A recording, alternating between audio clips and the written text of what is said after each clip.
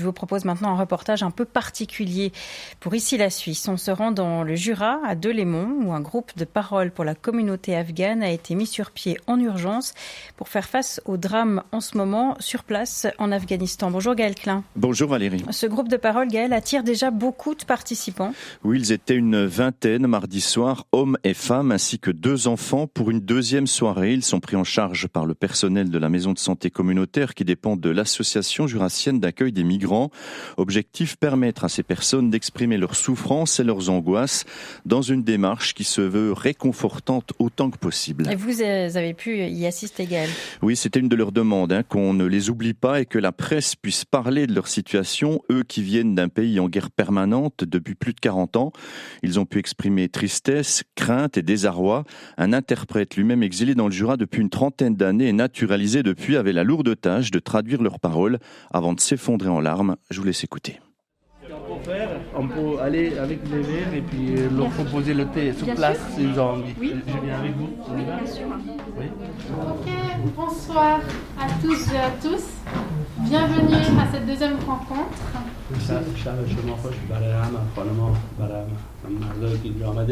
Donc bienvenue. Donc je vous propose juste de faire un tour en disant son prénom. Qui veut commencer? Voilà, c'est voilà. Moi, je m'appelle Sabihak Abdallah. Je m'appelle Bilal. On vous propose ce soir de partager ce qu'on vit. On vous invite à vous exprimer, si vous le souhaitez, sur ce que vous vivez actuellement. Au jour d'aujourd'hui, nous sommes sans identité.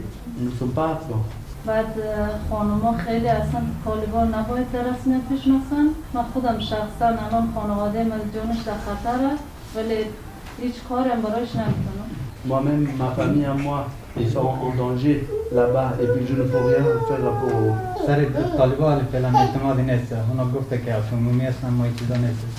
On ne peut pas faire confiance à ce que disent les talibans. Ils disent qu'on amnistie tout le monde, mais c'est tout des mensonges. Et moi, je...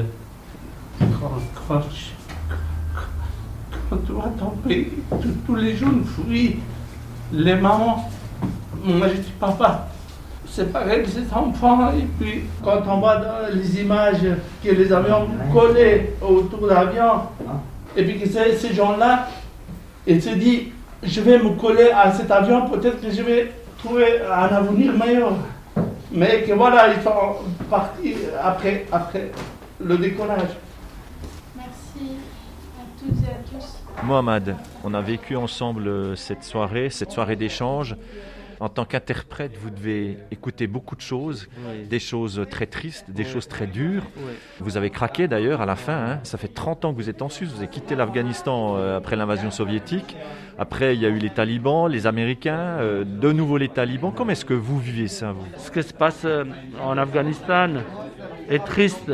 La communauté internationale doit aider les populations afghanes, mais pas avec les armes, humanitairement.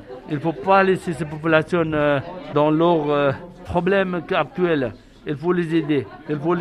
Mais que ce soit par les organisations, associations humanitaires, tout, parce que les peuples afghans ont besoin. Ça veut dire qu'il va falloir discuter ou composer avec les talibans. Que ce soit avec les talibans, que ce soit avec n'importe quelle organisation, mais il faut que le peuple ne souffre pas au milieu. Marjorie, infirmière à la maison de santé communautaire, c'est aussi gérer un groupe de parole comme ce soir avec ces exilés, ces réfugiés afghans. Très concrètement, vous allez pouvoir les aider? Alors, je pense que déjà se rassembler, avoir un espace de parole et surtout être écouté et reconnu dans ce qu'on vit, je pense que c'est un début d'aide. Après, c'est sûr que ça ne va pas régler tous les soucis. Et que bien sûr, il y a toute une part où on est complètement impuissant. Ça, c'est aussi la réalité de ce que les gens vivent et de ce qu'on peut vivre en tant que soignant. Après, le peu qu'on peut faire, on essaie. Et le fait de pouvoir leur proposer de se retrouver ensemble, ça cimente un peu plus? Ça cimente, je pense que ça crée aussi un sentiment de solidarité et d'entraide. C'est aussi le message qui passe dans ces groupes. Et de voir aussi que, voilà, certes, on souffre, mais on n'est pas tout seul. Et on partage aussi cette souffrance ensemble, on en discute. Et puis, c'est déjà un début de soutien. Gaël, mettre sur pied ce groupe de parole, c'était une évidence dans le Jura? En tout cas, pour l'association jurassienne d'accueil des migrants, il fallait fournir une réponse à la situation. Et c'est pour l'instant le meilleur message qui pouvait être envoyé à la communauté afghane. Venez vous exprimer, nous dire ce que vous ressentez, ce dont vous avez besoin. D'ici quelques semaines, il faudra voir comment évolue ce groupe de parole, qu'est-ce qu'il est possible de faire. Et s'il y a des réponses, ce sera un grand plus au niveau du pouvoir dire et du pouvoir agir pour cette communauté. Dans le Jura, ils sont 160 à être pris en charge. C'est 13% des demandeurs d'asile. Selon les derniers chiffres du secrétariat d'État aux migrations, au moins 12 500 Afghans et Afghanes se trouvent dans le processus d'asile en Suisse. Cet acte dans le Jura. Merci beaucoup Gaël Klein pour votre reportage. Bonne journée Gaël.